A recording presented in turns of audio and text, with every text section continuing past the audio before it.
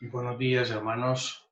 Aquí estoy nuevamente con este privilegio tremendo de compartir con ustedes algunos comentarios de esta parashá de esta semana, la última parashá, la última porción del ciclo de la Torá, como lo vamos a ver más adelante. Antes de comenzar, me gustaría que me acompañaran orando. Entreguemos este tiempo en la presencia del Padre.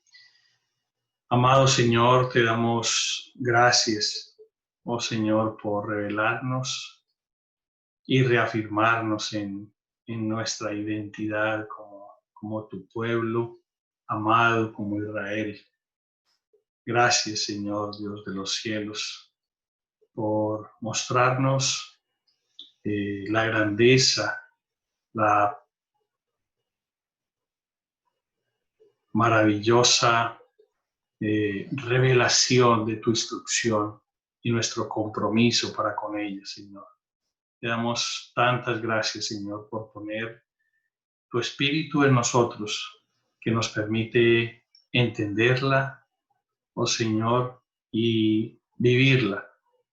Bendecimos tu nombre, Señor, y yo te pido la asistencia de tu Ruach HaKodesh para que mis labios solamente hablen verdad y que estos comentarios puedan servir de alimento al pueblo. Padre, esto te lo pido en el nombre precioso de Yehoshua HaMashiach, nuestro amado Señor y Salvador. Amén y amén. Hermanos, bueno, voy a compartir con ustedes una presentación y vamos a seguirla como siempre.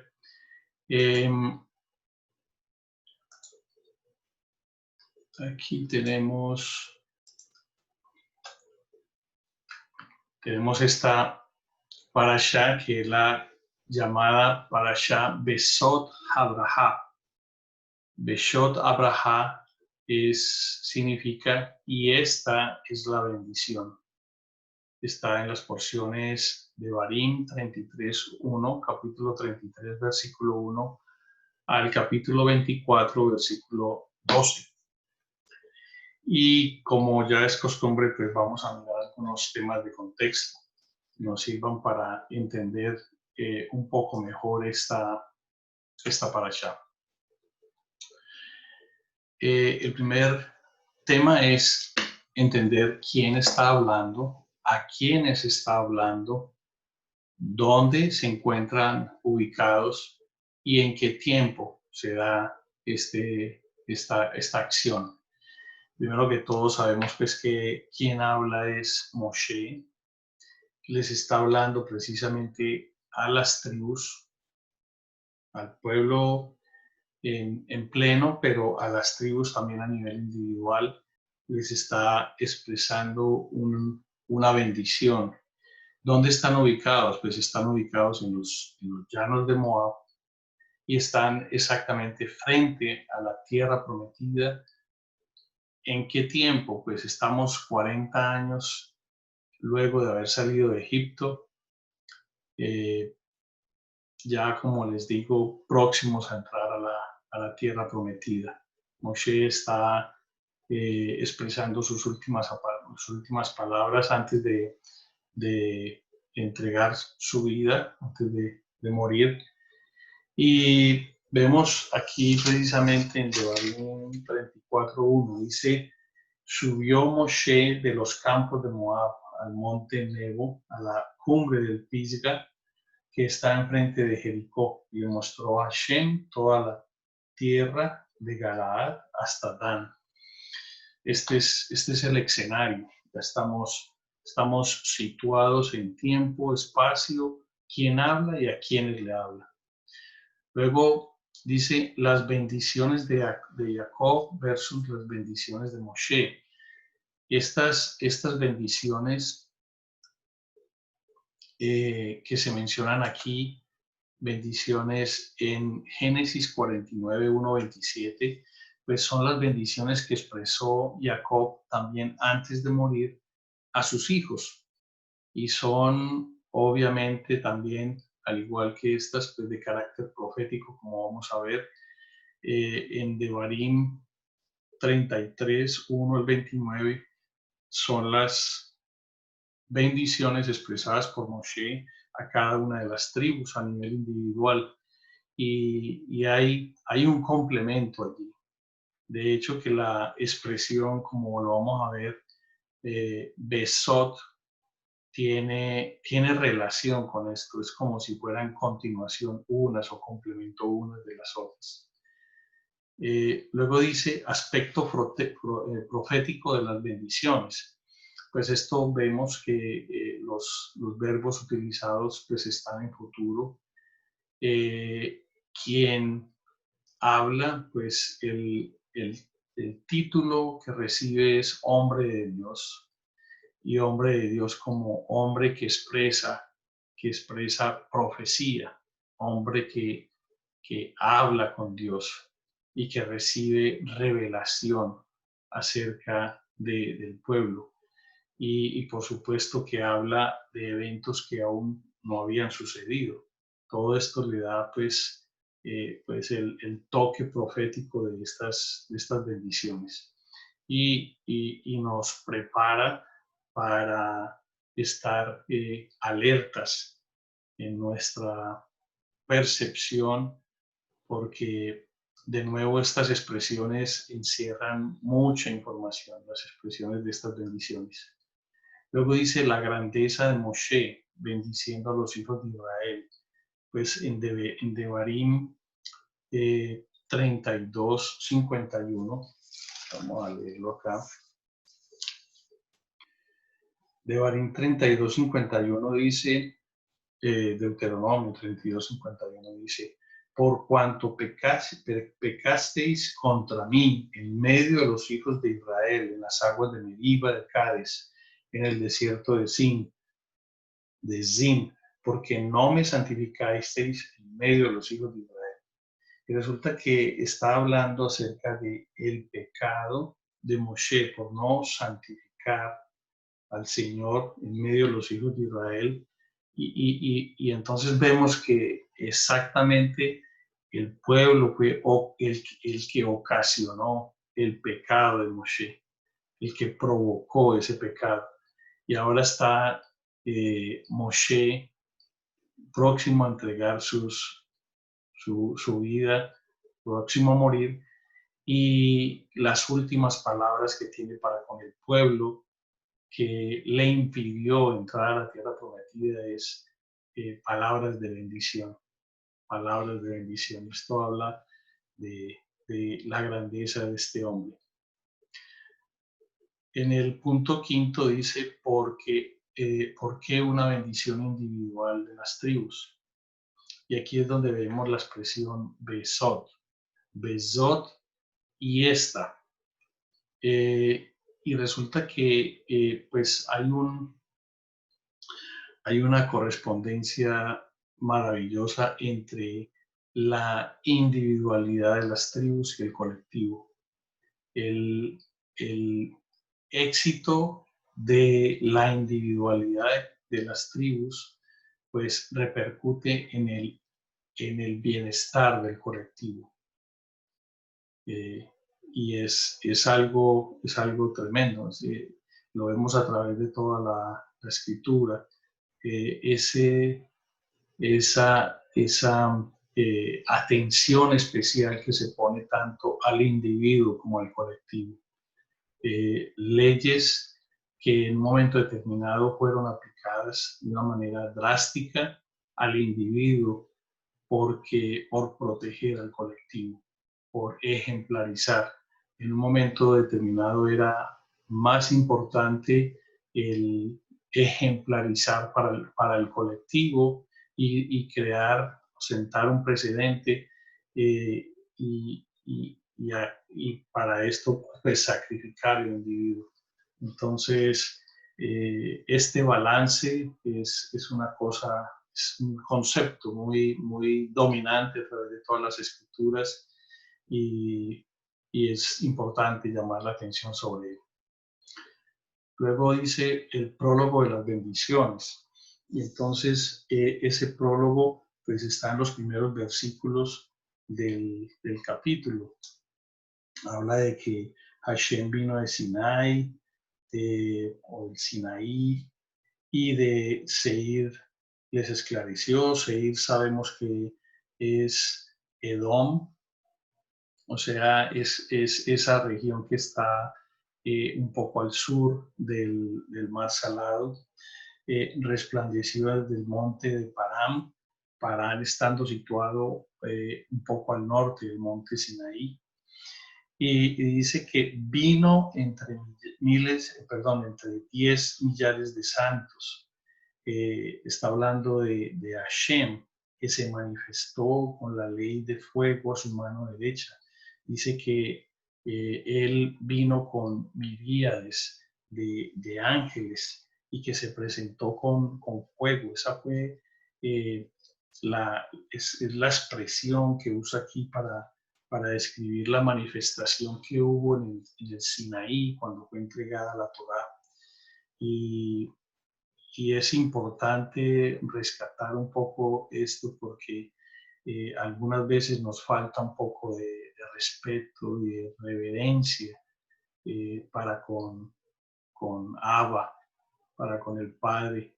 Eh, Tenemos expresiones demasiado ligeras y que no dan crédito, no aplican de manera correcta a la grandeza y a la majestuosidad y eh, sí, a la grandeza de nuestro Padre. Expresiones como, como demasiado sí, ligeras, demasiado cortas y, y las expresiones que vemos en los salmos es delante de él se derriten los montes, las tempestades y las olas retroceden delante de él. Yo trato de imaginarme el escenario en el monte Sinaí, un monte que fue quemado por el fuego, que es una de las señales que identifican ese lugar, aún en este tiempo. Es un monte que es de color rojizo, pero que en la parte superior es negra y es como si hubiera sido quemada por el fuego. Fue realmente lo que sucedió allí. Entonces, las expresiones de lo que sintió el pueblo allí temblaban de oír el estruendo, de ver los relámpagos, de eh, presenciar esa manifestación gloriosa del Padre. Yo creo que aquí es un poco lo que nos quiere mostrar esa majestad y esa imponencia, esa manifestación magnífica del Padre delante del pueblo y que quedó marcada en el corazón de ellos. Luego dice la Torá para Israel, acervo versus herencia. Y aunque la palabra que usa en las traducciones, en algunas de las traducciones dice en el versículo 33:4 de Devarim, cuando Moshe nos ordenó una ley como heredad a la congregación de Jacob. En realidad, la palabra que usa no es herencia. Miremos un poco esa diferencia entre esos dos términos. Dice, una herencia pertenece a los herederos, quienes pueden utilizarla y disponer de ella a su antojo, en tanto que un acervo es de propiedad de las generaciones tanto anteriores como posteriores, recayendo en los herederos la tarea de preservarlo intacto. Esta es la diferencia entre acervo y herencia. Lo que recibió Israel es el acervo o la Torá por acervo, no por herencia. lo que implica ese compromiso tácito de Israel, de ser luz a las naciones, de ser portador y maestro de Torah para las naciones. Entonces, me parece algo precioso. Esa diferencia entre esos dos términos hace un cambio importante. Luego, estas dos expresiones, estas dos palabras, es precisamente el término en hebreo para acervo.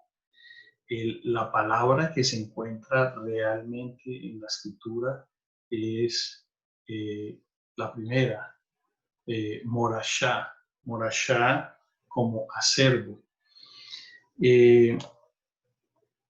Y luego la otra expresión es meorasá, meorasá versus morashá. Y esa segunda expresión, meorasá significa desposada, enseñándonos que el pueblo judío y la Torá se considera, el pueblo de Israel y la Torá se consideran como novio y novia. Esto alude a la nación entera. Pues todos ricos y pobres por igual poseen una porción idéntica a la Torá. Enorme es entonces la responsabilidad que recae sobre los hombros de la comunidad para solventar las necesidades de los menesterosos y de quienes no han tenido la oportunidad de estudiar a fin de que puedan educarse en el camino de la Torá. Entonces, esto para nosotros tiene un significado maravilloso, porque precisamente el término de desposado, desposada, como la relación entre el pueblo y la Torá. Recordemos que Yehoshua, nuestro Mesías, es el novio y es la Torá viva. Y adquiere aquí un significado muy precioso, muy especial, porque la Torá viva, Yehoshua, en esencia, es verdaderamente el novio, es el novio del pueblo, es el novio de Israel. Y precisamente el momento más esperado, el momento que más estamos esperando es el momento en el que pueda consumarse esa boda entre el novio y su desposada. Dice también en este punto 9, la congregación de Jacob, la congregación de Jacob. Y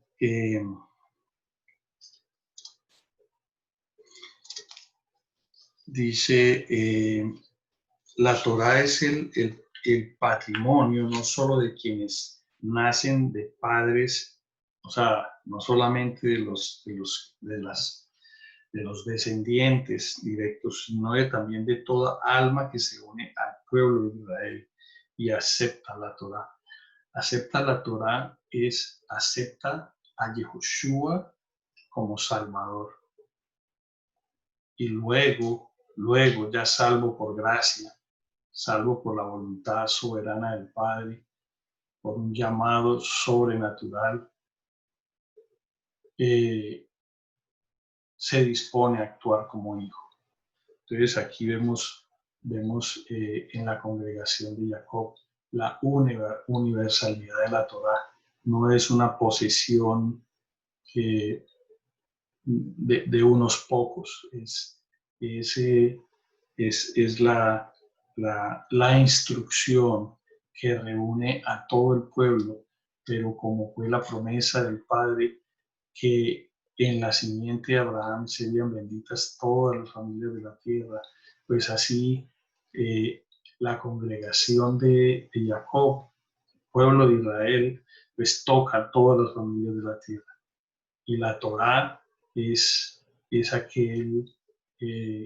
aquella instrucción que pone ese denominador común, esa instrucción es la que pone el parámetro de santidad en esa congregación de Jacob. Parece algo muy especial.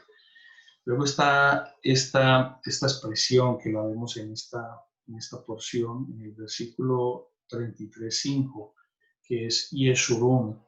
Yeshurun es una expresión para referirse a Israel, pero a Israel en su máxima manifestación de santidad. Expresa la condición más alta espiritual. Ahí están las tres expresiones, las tres se ven en esos versículos allí entre el 4, 5, el 4 y el 5, se ven esos tres nombres, Yeshurun, Israel y Jacob, y hablan de la misma entidad, pero en tres niveles diferentes, de niveles espirituales diferentes, siendo Yeshurun la mayor, luego Israel y luego Jacob. Es también importante entender este contexto. Y entonces entramos a los temas de contexto también con algunos de las bendiciones. Tenemos que recordar que Rubén mancilló el lecho de su padre. Eso está en Génesis 35, 22. Génesis 35, 22.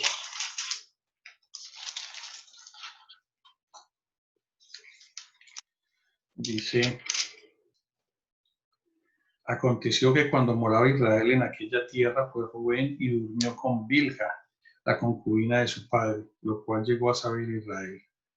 Ahora bien, los hijos de Israel fueron 12. Bueno, allí cuenta el pecado de Rubén, y eso les valió muchas cosas. Valió el que él perdiera su primogenitura. Sin embargo, hubo arrepentimiento en Rubén.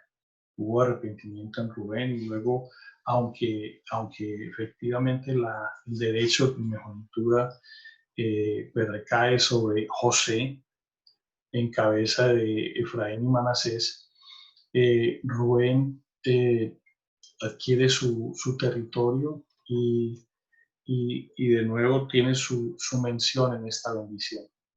Luego dice el pecado de Shimón. Shimón fue otro tema. Allí en Génesis 34, del 25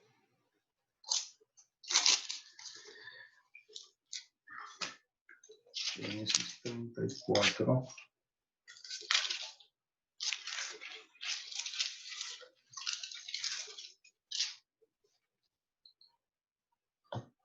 del 25 al 30, dice: pero sucedió que al tercer día, cuando sentían ellos el mayor dolor, dos de los hijos de Jacob, Simeón, Shimón y Leví, hermanos de Dina, tomaron cada uno su espada y vinieron contra la ciudad que estaba desprevenida y mataron a todo varón.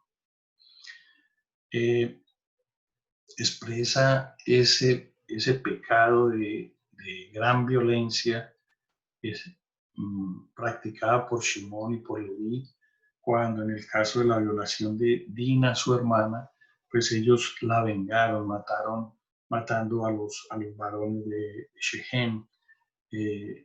Y esto trajo pues dolor a su padre, decepción.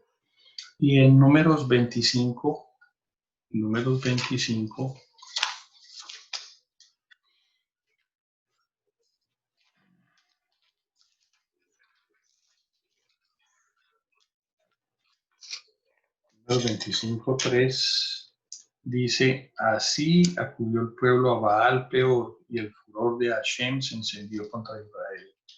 Y en el 14, y el nombre del varón que fue muerto con la madianita era Simri, hijo de Salú, jefe de una familia de la tribu de Shimón.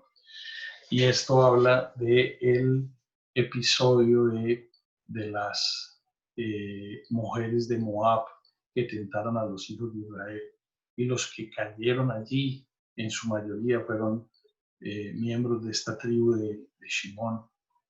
De hecho, que cuando comparamos los censos hechos en el libro de Números, eh, el censo inicial que se hizo la tribu saliendo de Egipto y el censo en Números, vemos que el pueblo más diezmado, la tribu más diezmada fue precisamente la tribu de Shimón. Entonces, vemos que precisamente aquí voy a ver si puedo mostrar algo bien particular. Cuando se da la bendición de Judá, casualmente se usa una expresión aquí que si no tenemos el oído espiritual afinado pasa desapercibido, y está en Devarim 33:7. Dice, y esta es la bendición que profirió, y esta bendición profirió para Judá. Dijo así, oye, oh Hashem, la voz de Judá. Oye, oh Hashem, la voz de Judá. Y resulta que esas palabras de Shema y Shimón tienen la misma raíz. Y si nosotros vamos al mapa de los territorios, vemos que aunque no hubo una bendición para Shimón, eh, tácitamente dentro de la bendición de Judá vino la bendición para Shimón, porque dentro del territorio de Judá quedó contenido, eh, quedó contenido eh, el territorio de Shimón. Vamos a mirarlo aquí rápidamente.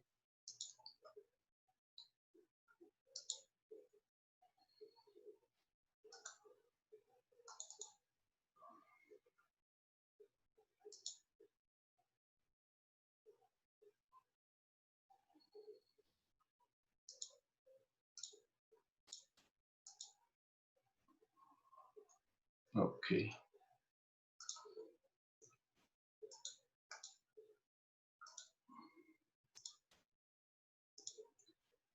Aquí está. Si vemos dentro del territorio de Judá, vemos cómo quedó contenido el territorio de Shimón. Wow, tremendo. Volvamos ahora a nuestra presentación.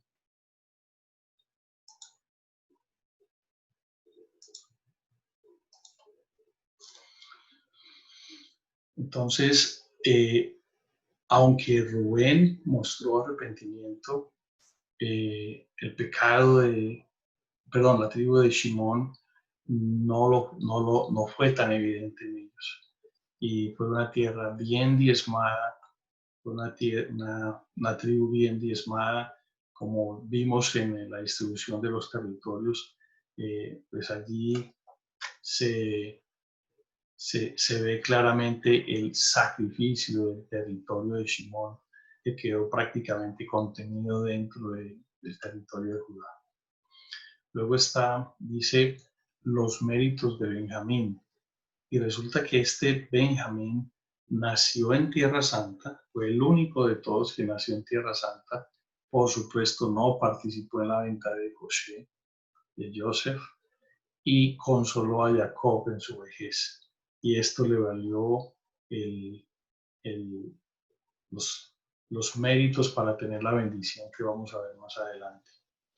Luego está la bendición de Efraín y el tabernáculo en Shiloh. Vamos a ver cómo el tabernáculo moró en Shiloh durante una buena cantidad. Se dice que como unos 200 años. Y bueno, además de muchas otras cosas que vamos a ver ahorita en la bendición de Efraín, porque allí estamos nosotros, ahí estamos como nosotros, estamos tú y yo, que fuimos esparcidos por las naciones y que luego fuimos pescados eh, como peces, como fue la profecía para Efraín precisamente, hasta el tiempo en que fue revelada nuestra identidad. Y bueno, aquí vamos. Luego está el acuerdo de Shebulun e Isahar, y es un acuerdo bien especial y vale la pena mencionarlo porque en las bendiciones vemos que está uno, vemos muy frecuentemente que son mencionados en la escritura uno a continuación del otro, y muy reiterativamente. Y vemos que en Crónicas, primer libro de Crónicas 12:32,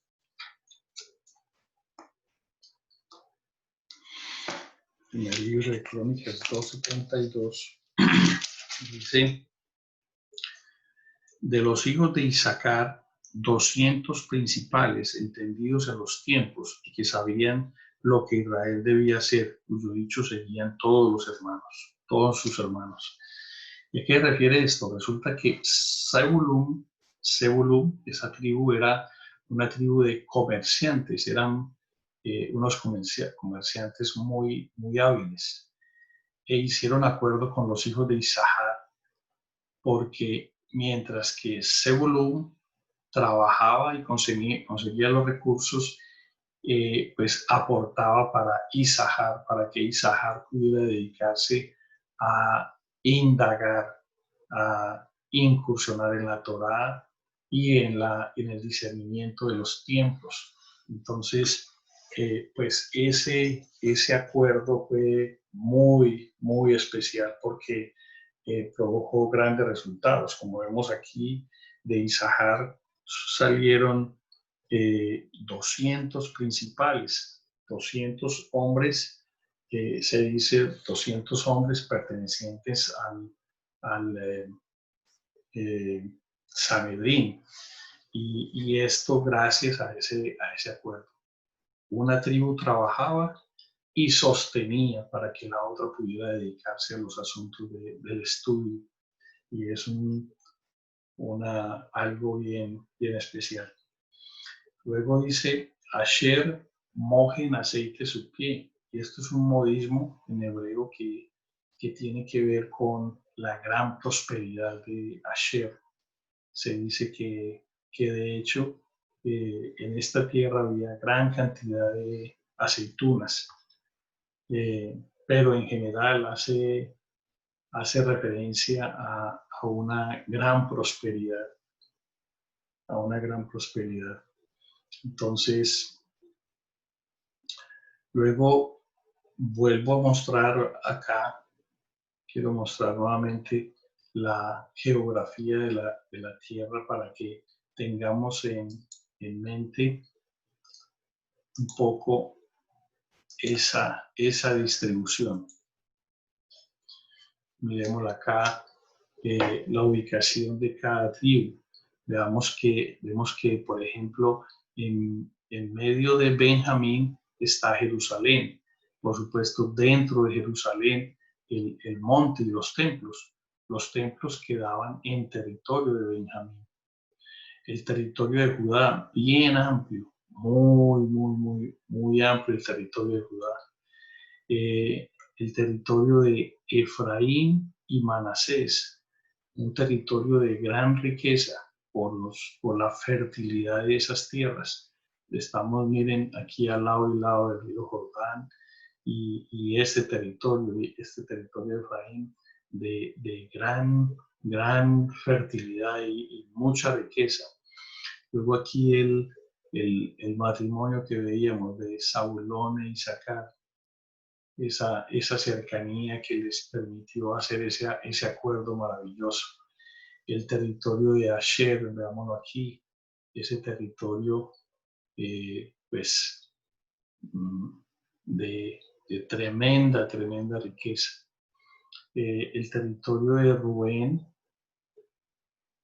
el territorio de Gad, y que a este lado quedara parte de la tribu de Manasés, lo que permitió establecer como un puente hacia estas tribus también, de manera que pudieran hacer las tribus de Gad y Rubén que estaban al otro lado del Jordán. Pues los líderes de Manasés, de Menashe, pues permitieron que hubiera como ese puente entre esas tribus que quedaron al otro lado del Jordán y el resto del territorio, para que se mantuviera la unidad. Entonces, así las cosas, vemos por aquí también muy importante Edom, que es Seir, luego más al sur, por acá, más al sur oeste de Edom está Param y más al sur todavía está el Sinai. Ahí tenemos un poco el contexto de la geografía, la distribución de las tierras, la ubicación de cada una de las tierras. Ahora sí continuamos con la presentación y ahora vamos a entrar a la lectura. Vamos a leer allí, dice: esta es la bendición con la cual bendijo Moshe, varón de Dios, a los hijos de Israel antes de que muriese. Dijo Hashem, está escrito Jehová, leemos Hashem, vino de Sinai y de Seir les esclareció, resplandeció desde el monte de Param y vino de entre 10 millares de santos, con la ley de fuego a su mano derecha. Aún amó a su pueblo, todos los consagrados a él estaban en su mano, por tanto ellos siguieron en sus pasos, recibiendo dirección de ti. Cuando Moshe nos ordenó una ley como le da a la congregación de Jacob. Entonces, aquí vemos lo que mencionábamos, la bendición, el título de varón de Dios, Moshe, varón de Dios, hombre de Dios, profeta de Dios. Cuando él está pronunciando estas palabras, pues está profetizando a los hijos de Israel antes de que muriese. Dice que Hashem vino de Sinai, menciona el fuego y la entrega de la Torá. Y dice que vino entre millares de miríades de santos, dice aquí, pero de ángeles, seres espirituales que hicieron presencia allí en ese lugar también. O sea, estaban en ese lugar. Dice, aún amó a su pueblo, todos los consagrados a él estaban en su mano, por tanto ellos siguieron sus pasos, recibiendo dirección de ti. Bueno, dice, y fue rey en Jesurún. Jesurún, de acuerdo, si recuerdan lo que significa Jesurún, una expresión para el pueblo en su máxima expresión de santidad, cuando se congregaron los jefes del pueblo con las tribus de Israel. Viva Rubén y no muera, y no sean pocos sus varones. Allí vimos el territorio de Rubén al este del río Jordán y una expresión para el perdón del pecado de Rubén. Dice, no sean pocos sus varones. No sabemos en este momento cuáles, el Padre sí lo sabe, cuáles descendientes de esta tribu hay distribuidos por todo el planeta, pero ahí está la profecía, no sean pocos los varones. Y esta bendición profirió para Judá. Dijo así, aquí está la expresión que mencionamos ahorita: oye, oh Hashem, la voz de Judá, y llévalo a su pueblo, sus manos le basten y tú seas su ayuda contra sus enemigos. Judá, pues es intercesor por naturaleza de este pueblo, de la tribu de Judá. Pues hubo reyes espectaculares, David, Shlomo, Salomón, Asa, Josafat, y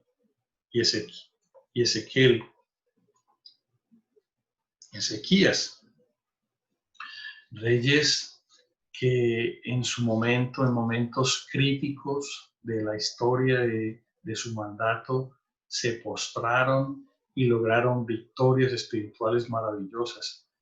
De manera de que efectivamente se cumple esta profecía, la vemos en los libros de Reyes y en las Crónicas, desde Samuel, primer libro de Samuel, segundo libro de Samuel, en primero y segundo de Reyes, y en primero y segundo de Crónicas, vemos cómo efectivamente hubo esa intercesión de estos reyes y cosas maravillosas, sobrenaturales, espectaculares, batallas increíblemente espectaculares se dieron y esta profecía, y tú seas su ayuda contra sus enemigos, pues se hace efectiva. Aleví dijo, miren esto espectacular, tu Tumí y tu Urim sean para tu varón piadoso, a quien probaste en Masá, con quien contendiste en las aguas de Meriba. ¿Quién es ese varón piadoso? ¿Quién es ese varón piadoso? Y quien dijo de su padre y de su madre, nunca los he visto, y no reconoció a sus hermanos, ni a sus hijos conoció, pues ellos guardaron tus palabras y cumplieron tu pacto. Pues ese varón es precisamente Yehoshua, nuestro Mesías. Y dice, mire lo que está haciendo aquí, dice, tu Tumim y tu Urim sean para tu varón piadoso, sean para Yehoshua HaMashiach. Lo que está diciendo es que el Tumim y tu Urim, que eran estos elementos de uso privativo del sumo sacerdote, sean para tu varón piadoso. Aquí estamos viendo la transferencia del sumo sacerdote según el orden de Leví, de Aarón, al sacerdocio según el orden de Malik Sedek. Tu Tumim y tu Urim sean para tu varón piadoso. Pero vemos, sin embargo, más adelante dice, bueno, y dice aquí algo precioso, dijo que quien dijo de su padre y de su madre, nunca los he visto. ¿Recuerdan ese episodio en donde le dicen, estaba el Señor predicando y le dicen, tu madre y tus hermanos están afuera? Y dice, y los desconoció, dice, ¿quién es mi madre y quién es mis hermanos? Los que hacen la voluntad de mi Padre. ¡Wow! Tremendo. Miren el valor profético tan precioso de estas palabras. Dice, ellos enseñarán tus juicios a Jacob y tu ley a Israel. Pondrán el incienso delante de ti y el holocausto sobre tu altar. Efectivamente, esto iba a suceder. Ellos iban a hacer esto, ¿cierto? Ellos iban a enseñar los juicios, iban a enseñar la Torá y ellos iban también a poner el incienso delante del Señor y el holocausto sobre el altar. Estos iban a hacer labores del sacerdocio según la orden de Leví, según el sacerdocio de Aarón. También iba a cumplirse esta parte profética. Bendice, oh Hashem, lo que hicieren, y recibe con agrado la obra de sus manos. Hiere los lomos de sus enemigos y de los que aborrecieren, para que nunca se levanten. Wow, precioso. A Benjamín dijo, el amado de Hashem habitará confiado cerca de él, lo cubrirá siempre y entre sus lomos morará. Pues aquí vemos que lo que les mostré en el mapa, que en medio de Benjamín pues está el Monte Santo y entonces por supuesto está pues Jerusalén, el Monte Santo, y estaban el primero y segundo templo. Wow, el amado de Hashem habitará confiado cerca de él, lo cubrirá siempre y entre sus lomos morará precisamente en medio del territorio de Benjamín, los templos. Wow. A José dijo, bendita de Hashem sea tu tierra, con lo mejor de los cielos, con el rocío y con el abismo que está abajo, con los más escogidos frutos del sol, con el rico producto de la luna, con el fruto más fino de los montes antiguos, con la abundancia de los collados eternos, y con las mejores dádivas de la tierra y su plenitud, y la gracia del que habitó en la zarza. Miren esto, y la gracia del que habitó en la zarza venga sobre la cabeza de José, de Joseph, y sobre la frente de aquel que es príncipe entre sus hermanos. ¿Quién habitó en la zarza? Si nosotros vamos a la escritura, nos vamos a dar cuenta que quien habitó en la zarza, ¿se acuerdan? Estaba en Éxodo 3:2. Éxodo 3:2. No estoy mal. Dice, y se le apareció el ángel de Hashem en una llama de fuego en medio de una zarza, y él miró y vio que la zarza ardía en fuego y la zarza no se consumía. Entonces vemos 3 eventos preciosos asociados a una zarza. El primero de ellos, es cuando se da el llamado a Moshe. El segundo es, si recuerdan el episodio cuando Abraham estaba sacrificando a Isaac, que el carnero que aparece engarzado sus cuernos en la zarza. Esta era la provisión de Hashem Jireh para ese sacrificio. Y entonces vemos cómo en los cuernos de la cabeza de ese carnero, pues se encontraron entrelazados la zarza. Pero luego, más adelante, a nuestro Yehoshua, Hamashiach, nuestro precioso Cordero, pues caminó hacia la cruz con una corona de espinas, una zarza en su cabeza. Vemos 3 eventos, y dice, con las mejores dádivas de la tierra y su plenitud, y la gracia asociada a Yehoshua, quien salva por gracia. Aunque esta palabra no se encuentra en los evangelios nunca asociada al Mesías, pues sabemos que la salvación se da por gracia y es por la fe en la obra perfecta y completa de nuestro Mesías en el madero. Entonces miremos, la gracia del que habitó en la zarza, que vemos aquí que era el ángel de Hashem, venga sobre la cabeza de José y sobre la frente de aquel que es príncipe entre sus hermanos.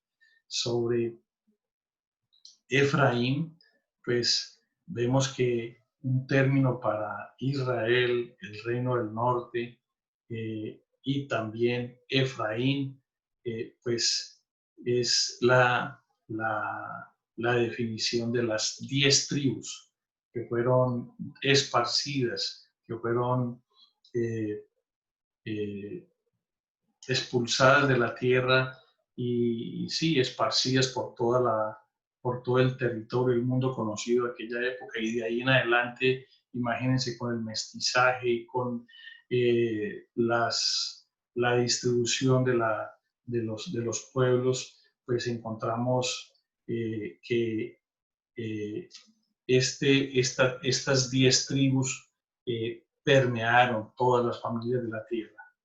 Y es así como el Padre puede cumplir el juramento, la promesa que hizo Abraham. en tu simiente serán benditas todas las familias de la tierra. ¿Por qué? Porque vemos en Gálatas 3:29.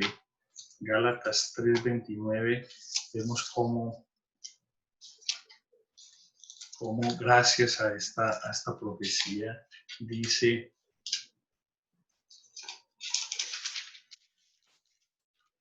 y si vosotros sois de Cristo, sois de Mashiach, ciertamente linaje de Abraham sois y herederos según la promesa.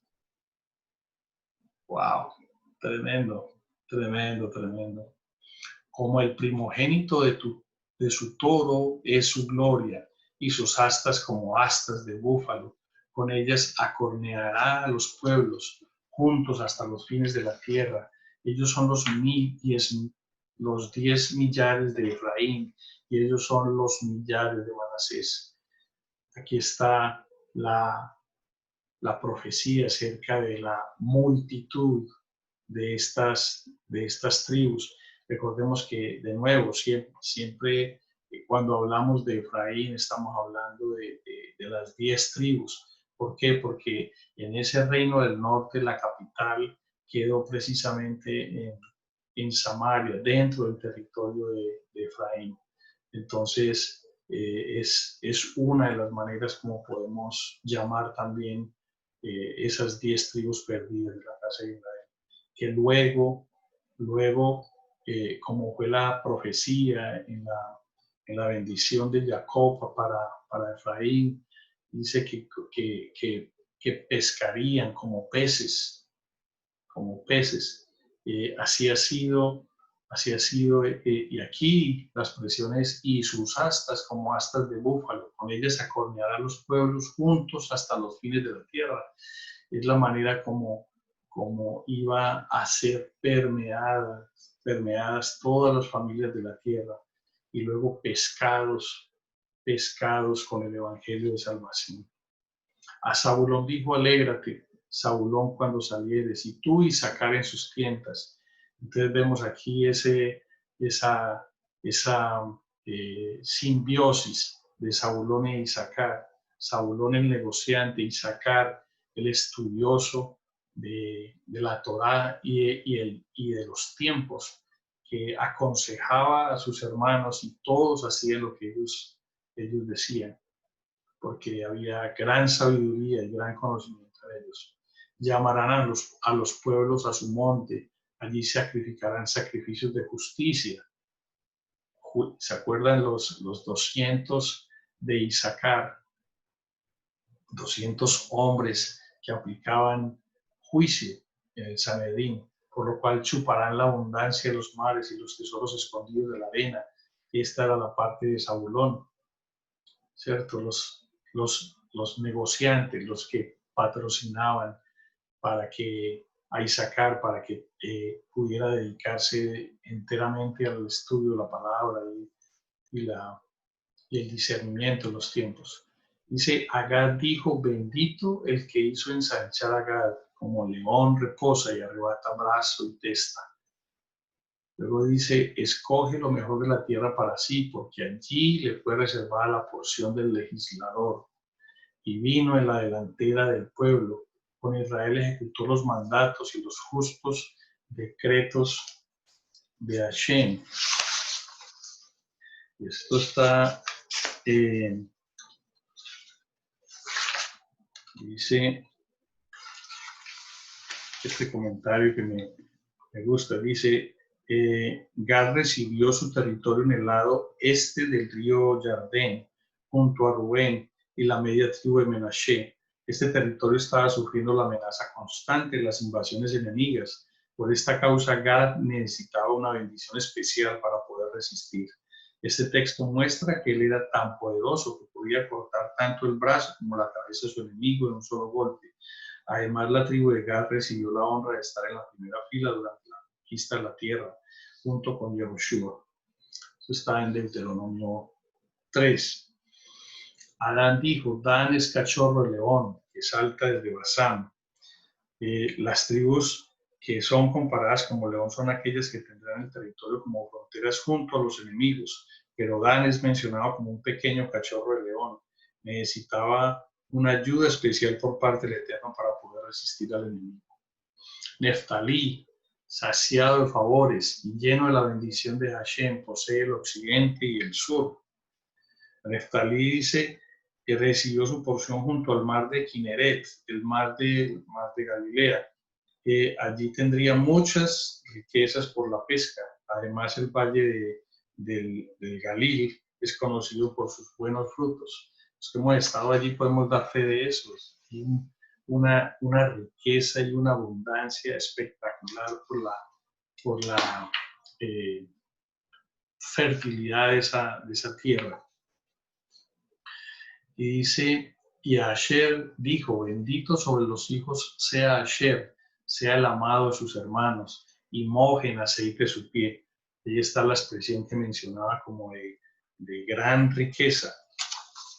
Se dice que allí en ese territorio había abundancia de olivos. Entonces, solamente esto le daba al territorio de Asher una gran riqueza. Hierro y bronce serán tus cerrojos y como días serán tus fuerzas. Dice que en la escritura se menciona la profetisa Hannah, hija de Penuel de la tribu de Asher. Ella era de edad muy avanzada y había vivido con marido durante 7 años después de su matrimonio y había vivido con marido 7 años después de su matrimonio y después de viuda hasta los 84 años.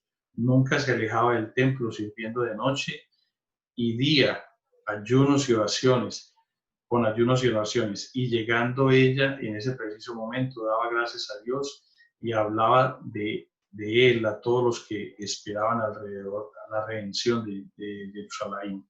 Está hablando de Lucas 2, 36 al 38, que fue la expresión de esta profetisa cuando vio a Mashiach, cuando fue presentado en el templo. Tuvo unas expresiones maravillosas que están consignadas allí en el Evangelio de Lucas, en ese pasaje, Lucas 2, del 36 al 38.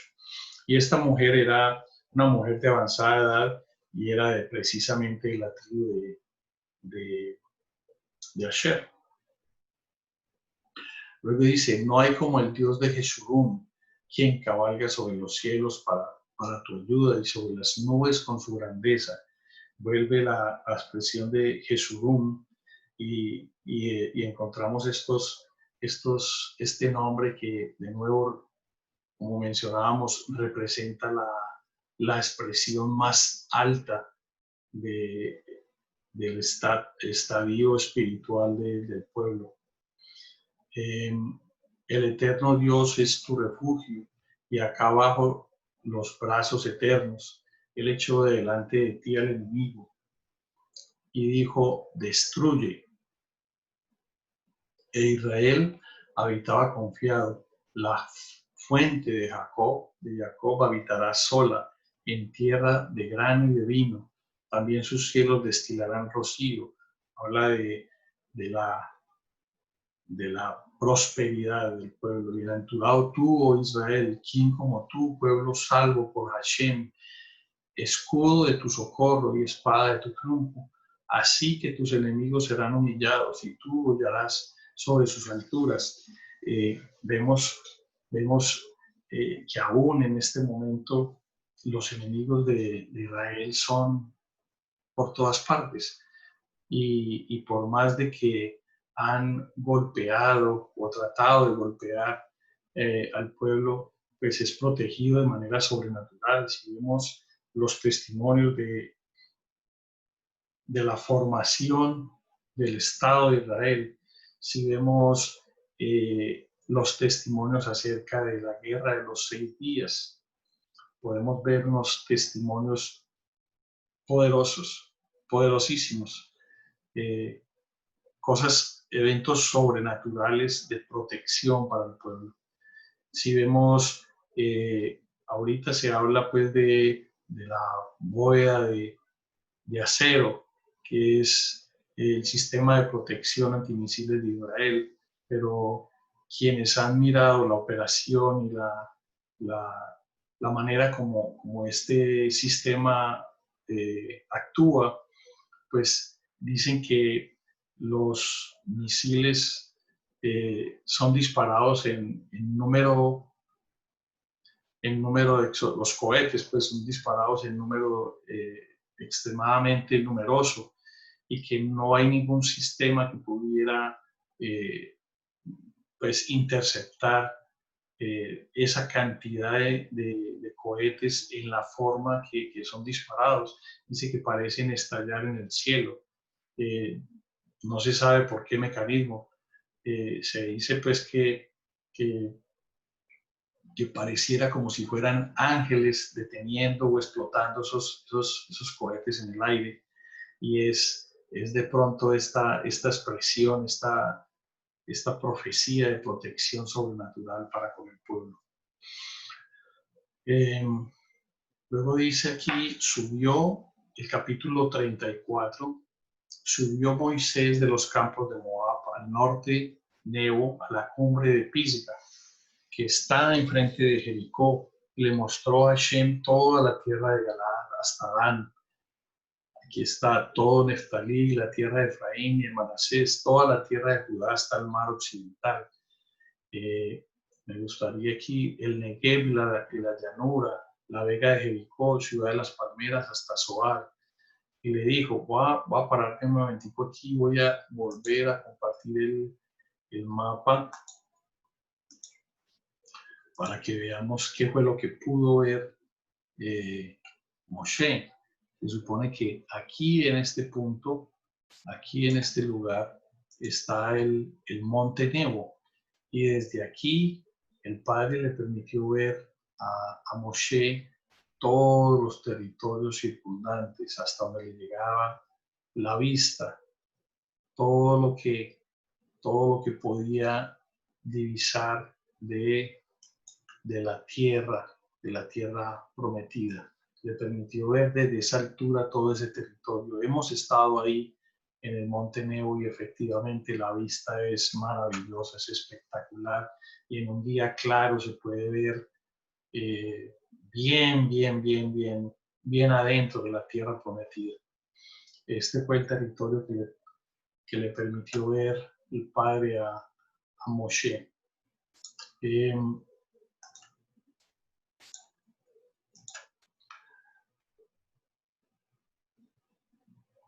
Luego dice, y le dijo a Hashem, esta es la tierra de que juré a Abraham, a Isaac y a Jacob, diciendo, a tu descendencia la daré. Te he permitido verla con tus ojos, mas no pasarás allá. Y murió allí Moshe, siervo de Hashem, en la tierra de Moab, conforme el dicho de Hashem. Y lo enterró en el valle, en la tierra de Moab, enfrente de Bet Peor, y ninguno conoce el lugar de su sepultura hasta hoy. Yo creo que de una manera muy sabia el Padre escondió el lugar donde Moshe descansara, porque hubiera sido un punto de tropiezo para el pueblo.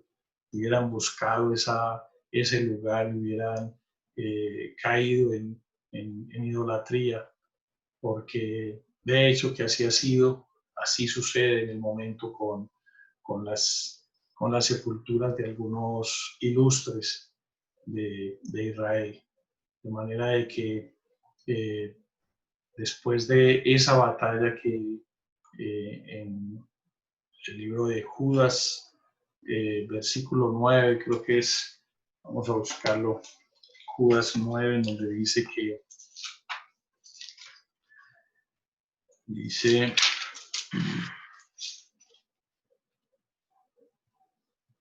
pero cuando el arcángel Miguel contendía con el diablo, disputando por él, por el cuerpo de Moshe, no se atrevió a proferir juicio de maldición contra él, sino que dijo, el Señor te reprenda.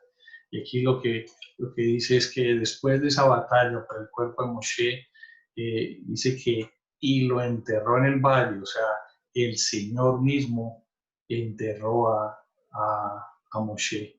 Esto, esto pues nos indica el tamaño de la persona de Moshe. Era Moshe de la edad de 120 años cuando murió. Sus ojos nunca se oscurecieron y perdió su vigor.